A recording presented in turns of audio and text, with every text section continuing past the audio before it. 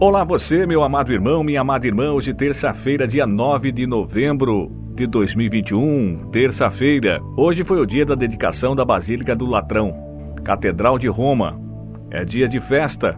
Nós leremos hoje, meus amados irmãos, amadas irmãs, o Evangelho de João, capítulo 2, do versículo 13 a 22. Jesus estava falando do templo do seu corpo.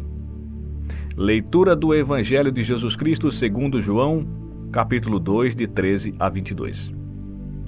Estava próximo a Páscoa e Jesus subiu a Jerusalém.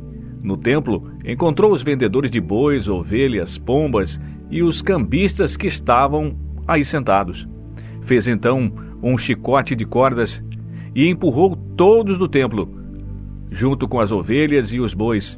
Espalhou moedas e derrubou as mesas dos cambistas e disse aos que vendiam pombas: Tirai-os daqui, não façais da casa de meu pai uma casa de comércio.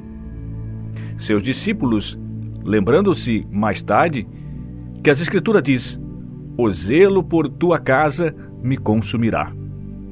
Então os judeus perguntaram a Jesus: Que sinal nos mostras para agir assim? Ele respondeu: Destruí este templo, e em 3 dias eu o levantarei.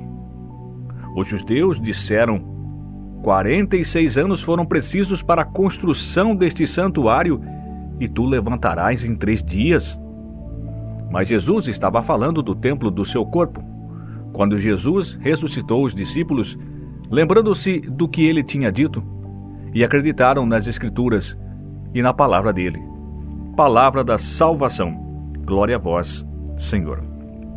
Queridos amados irmãos e irmãs, a reflexão dessa palavra, hoje nós podemos perceber o que acontece nos templos criados pelo homem por aí afora.